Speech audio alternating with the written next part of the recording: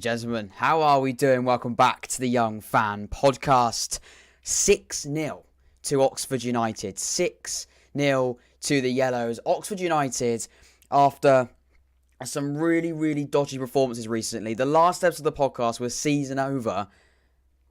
We've just won 6-0 away from home. I'm not usually speechless, hence why I've got a podcast. But I am a little bit speechless by the fact we've just pumped 6 past Crewe.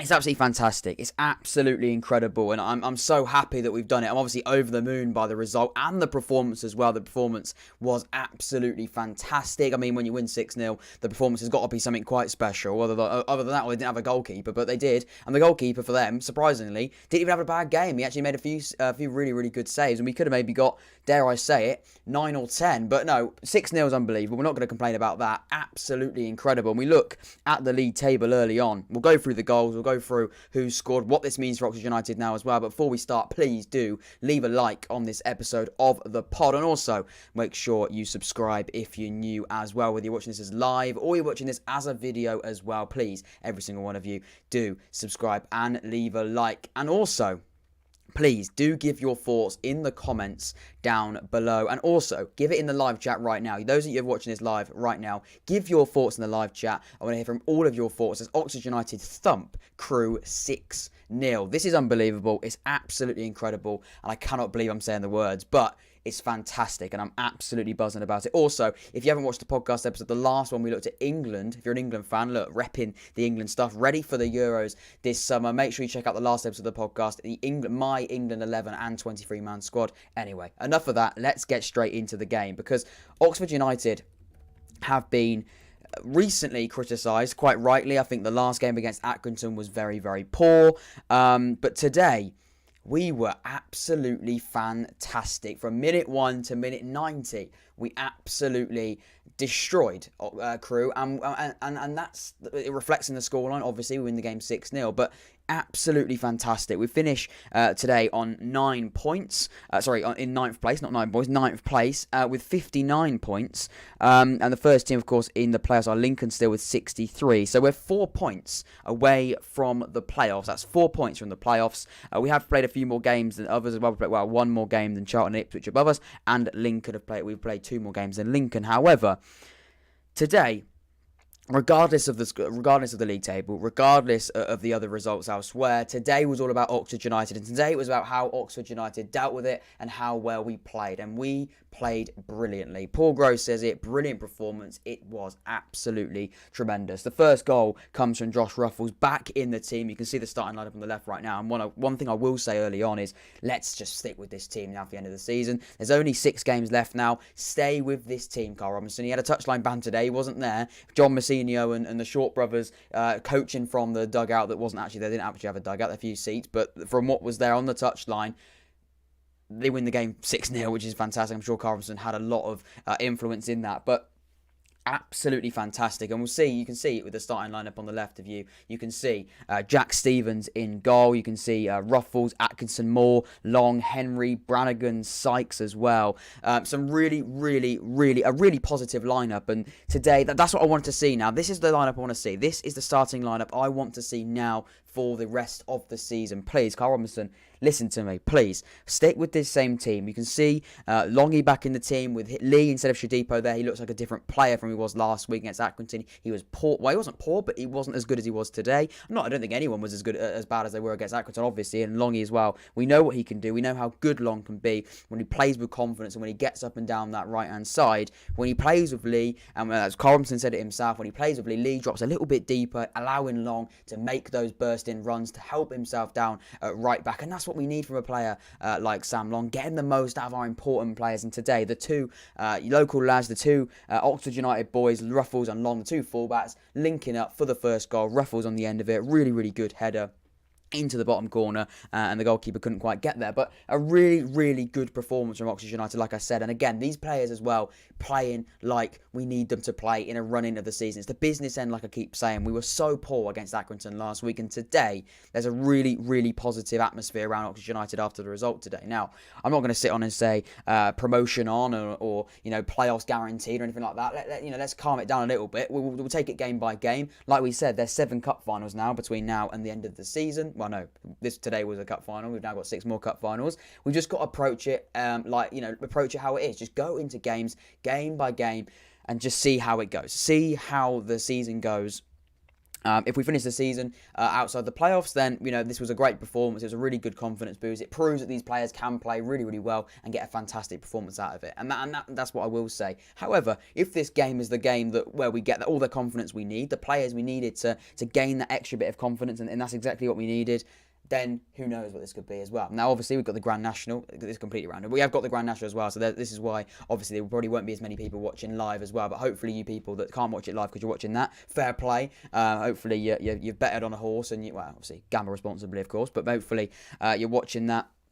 You're having a good time watching that, but hopefully if you come back and watch after the Grand National, understandably, hopefully you have a good time. Obviously you like and leave a comment down below. I'll be responding to all of them, but that's why I'm just going to put that out there. But where were we? Long and Ruffles, again, back in the team, being really, really important and really, really impacting the game. How we know they can and how they have done this season. We know how important the fullbacks were for Oxford United this season. We've seen it. Ruffles, Long, and again today, it was proved. It was proof in the pudding, like we keep saying. Absolutely splendid. Again, that midfield three as well. Brannigan playing in that deeper role with Sykes and Henry in front of him as well. We interchanged with that. We saw Lee sort of dropping in centre and sometimes Henry drifting out. We sometimes saw Sykes drifting out onto that right-hand side and Lee tucking in as that sort of central midfielder. But again, this interchange in football. When Oxford United play with confidence, we're a different footballing side. We play like last season. The reason why we were so good last season is we played with confidence. We played with everything you want to see in a successful team. We played like it. And again, today,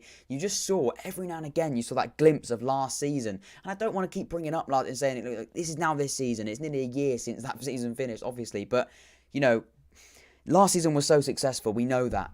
And we finished in the top 6 last year. That's what we want to be this year. And you can see when we play with that bit of confidence, and it does annoy me and frustrate me when you see how poor we were against Accrington on Monday, and then you come here today on Saturday, we pump 6 past a decent Crewe side. This is not a rotation Crewe side. This is not an injured, battered Crewe side. They might have a few injuries. I'm not entirely sure on the injury list or anything like that, but this is not a Crewe youth team. This is not their reserves playing. This is a very, very strong Crewe side. And we absolutely obliterated them. They didn't have a go, really, a dangerous attack. They had a few attacks. They didn't really worry us too much. There was no real point, especially in the game, where I thought that they were gonna beat us or going to get anything from the game, other than Oxford United taking all 3 points and thumping 6 past them. And that's just the way it is. I mean, we were absolutely great.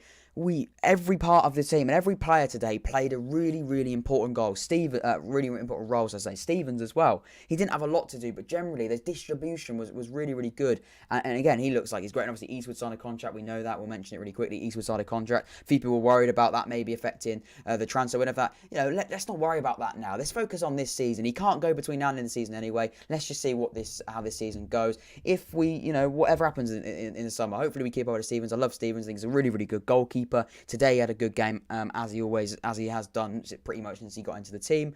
We forget about that stuff. We move on from that. But he was good as goal. I mean, we talk about that 4 as well. We talk about Ruffles, like we've already said. Really, really solid performance at left back, going forward and defensively as well. Atkinson Moore, the solid 2 centre backs, absolutely fantastic. Longy as well at right back, like we said, coming back into the team last week. Okay last week, but today, outstanding from him today. That midfield 3, Brannigan, knowing that role, getting to know that role better than ever. Just in front of that defence, dictating the way the game wants to go. We've spoken about people saying, is Brannigan a number 6, if you like? Is he a defensive midfielder? Is he someone that can sit in front of that defence? Is he that player? Today, it proves he can. He's got the quality to do it. This man, this footballer is an outstanding footballer. Yeah, we sometimes like to see him drift forward and maybe play a little bit higher, but generally, this player is a very, very, he can play anywhere in that that midfield. He's that good. And today he proved that once again. We talk about that those two players in front of him. Sykesy, again, really, really good performance from him. When he's on it, he's on it. And when he's firing and when he's playing the way that we know Sykesy can play, he is an absolutely outstanding player. He was great again today, as we know Sykesy can be. When he's on it and when he's playing with confidence, he's doing these tricks and flicks I haven't even seen before. He's sending defenders and midfielders and even attackers to the shops of the opposition, and that's what I love to see from Mark Sykes. When he's playing with confidence, he's some player. Again, Henry as well, so important. We know how important Henry is to this Oxford United team. We've had him injured for a large amount of the season, for quite a few games of the season, should I say. Him now back in the team, so important. We see those goal scorers, Ruffles, Henry, Moore, Barker, Brannigan, Winnall. Unbelievable, absolutely unbelievable. 6 different goal scorers, getting on the sheets, and that's 6 players with now, with that extra bit of confidence. Ruffles comes back into the team. The last thing he wanted to do when he's been off injured is come back into a game where he's not fully fit, he's not fully up for it, and he struggles in the game. Comes in, 37-minute, fires Oxford United ahead. That's exactly what you want, and that's exactly what you need when you come back. And and Ruffles isn't there to score goals. Ruffles is there to help the help the players out going forward. Obviously, getting the balls into the box. That's what we've missed with Josh Ruffles, and obviously defending as well. That's what we want from Josh Ruffles. But he's scoring goals. He's getting in on the act, and that's what we like to see. Henry as well. Again, another player like we've just said there, so important to this Oxford United side. Moore as well, a captain, the skipper of Oxford United, getting in on the act. A really, really good goal from a set piece. And again, that's another thing we want to see. These players getting that extra bit of confidence, an extra dose of confidence going into the rest of the season. Like I say, let's not get over the top. I'm happy, I'm excited, as you can tell, but let's not go over the top. Let's take it game by game and see where it takes us. See what happens. I'm thrilled with the result. I'm thrilled with the performance, but so we should be. We just won 6-0. 6-0 in professional football is a joke. So we should be happy, but let's see what this means and let's see where this takes us. I don't know, you don't know, no one can, no one can tell you the future. However, hopefully it does mean something important, and hopefully the boys, as they should, take big confidence from today's result. Barker, as I said there as well, really, really good performance from him. His goal as well is different, different gravy. We talk about him picking the ball up in his own half, running down that left-hand side, sending defenders to the shops, and that's a really, really good finish as well. Cutting inside, across the goalkeeper, across his body as well. A really, really good strike, and that's exactly what you want to see from a player of Barker's standards. We know he can do it. We know he's got that quality. He played for a really, really good side. He's on loan from the Scottish champions Rangers. We know what he can do. We know how important Barker can be to this Oxford United team. So let's keep doing that. Let's keep using Barker, and let's keep him with that confidence that we know can be so important. Give your thoughts in the comments down below, of course, if you're watching this far, and give your thoughts in the live chat. Subscribe and like if you're new. Obviously, you can like even if you're not new before. Give it a like anyway, but subscribe if you're new, obviously, as well. Brannigan, he needs a goal. We win the penalty. He misses the penalty, technically. I mean, he then scores the rebound, so it does go down as a penalty miss. But again, straight in on the act, straight on the rebound, right foot penalty, left foot finish. Technically, it doesn't go down as a penalty goal either. So technically, I think that's our first, out of the midfield today, he has scored the first goal. Actually, no, because Henry started in midfield. But if we'd had Gorin back in that team, that would have been the first goal a midfielder scored from outfield play, which is obviously remarkable, but not for a good reason either. We need our midfielders to start scoring more goals. But Brannigan, we needed it, and I love that. I love to see that from the Oxford United players, giving a player the ball from a penalty because he needs the confidence. He needs that confidence now, and he will drive off. Brannigan again today was absolutely fantastic, but that goal will take him to the next, take his confidence and his his aura and his confidence into the next game, and that's what I really want to love seeing from Oxford United. Sam Winnall as well. I've been very, very critical of Sam Winnall. I'm not going to go back on what I said last week. I thought he was really, really poor on Monday. I thought he didn't affect the game in the way I want him to see. I don't like seeing us bringing on Winnall when we're losing a game, thinking that he's going to change the game when we know what Winnall can do. Again, today was the exact example of what I mean. Today, the reason why that Winnall substitution works is because we were putting balls into the box. That his goal came from a header from a beautiful ball in from Dan Adji. Don't bring him on against Atkinson when we haven't put one ball in the box all game. That's what I mean. That's literally what I mean by bringing Winnall on when you're not doing what we need him to do, which is obviously putting balls into the box, he finishes them. We saw that today. However, don't bring him on to affect the game when we're not putting balls in the box. It's as simple as that. Joseph Warwick, haven't seen you in the chat for a while. Welcome back. Sykes says Sykes needs a goal. He does need a goal, Joseph. You're spot on there. Sykes does need a goal. And he had a good chance as well. He had the first chance of the game. A really good effort. It was a great first touch, but he couldn't find the back of the net. However, generally I thought Sykes' performance today should definitely, hopefully, compliment for the fact he didn't score a goal. I don't know really how it works for Sykes. Maybe he needs a goal to sort of, if in his head mentally, maybe that's how it works. But I know if I put a performance as good as Sykes, I guess it's probably easier, and I guess looking at it from a player point of view, a goal is the biggest confidence boost. However, he should take confidence from that. He should take confidence from his fantastic performance again today, and hopefully he does. But you're right, Joseph. You're certainly not wrong. He definitely does need a goal, and we need midfielders to get on with the goals as always, of course, as well. Paul says even though Sykes didn't score, I thought we played really well today. Exactly, exactly, Paul. You're 100% right there as well. Paul Grove said you're exactly right. It's a fantastic performance, and Sykes, even though he didn't score, I thought again he played really well, and we played really well, and that's exactly what I like to see. Some really, really, really positive performances from every single one of the players, and hopefully Oxford United can, like I said, take this result and take this really, really good result into the next game, of course, which is, if I'm not wrong, I might be wrong. For some reason, my head's telling me Shrewsbury. Is that right? It is right. I am right. I was right. I was thinking Shrewsbury. I didn't exactly know. I didn't exactly check. It is. It's Shrewsbury at home on Tuesday. Massive game. Massive, massive game. 7 o'clock. You've got to be there. You've got to be watching. We can't be there, but you've got to be watching it. Huge game. Absolutely massive. We've got games. Shrewsbury, Gillingham, Wimbledon, Plymouth, Shrewsbury again, of course, and then Burton. These are games where we're not playing other teams that are in the promotion top 6 race, with us. The other teams as well, the Charltons, the Ipswiches, the Pompeys, the Doncasters. However, they lost heavily today, which is a really, really good result from us. Ever since Moore's left them, they look like an absolute shambles. But generally, when you know what I mean, we're not playing each other. We haven't got to play Charlton. We've done that. We haven't got to play Ipswich. We've done that twice. We haven't got to go and play Sunderland again twice. We've done that. Those teams have got to play each other, so they can't all take maximum points anyway. Whereas we can take maximum points, and I hope it's not easy to go on a 7-game winning run. By the way, not going on and winning every game from 7 games. Yes, we've got some really winnable games in there, and games that I think we should win, because after today's performance, why can't we go and win these games? But generally, every game in League One is extremely difficult. We know that. We talk about it a lot. I think it is a comment that's thrown about a lot. League One's difficult. Every game's difficult in League One. Blah blah blah. It's 100% true. But we can beat Shrewsbury. We can beat Gillingham. We can beat Wimbledon. We can beat Plymouth. And we can beat Burton. We can win these games. If you can go and win 6-0 against a solid Crewe side who needed to win every game, and they were probably in for a potential shout of top 6, then and 6-0 and absolutely obliterate them. Why can't we go and absolutely, and absolutely walk our way in these next 7 games? Why can't we do that? It's not going to be easy. When I mean walk, I don't mean not have to work hard for results. We're going to have to be extremely good to win 7 games. To win 7 games, we talk about that 9-game winning run. We've pretty much got to do that again with just 2 games left. If we get to the playoffs and win those games, we've got to go on a 10-game winning run. But that's something for another. That's absolutely ridiculous. But we've got to win these games if we've got a chance of promotion. We've got to do that. We've let ourselves down in too many games already to then be, to look at these next 7 games. We know that in these next six games. We know that. We know that we've let ourselves down against Accrington. We've dropped silly points here and there for the whole of the season. For a large amount of the season, other than that amazing winning run, we've dropped too many points anyway. So we know that we should have won games that we didn't win.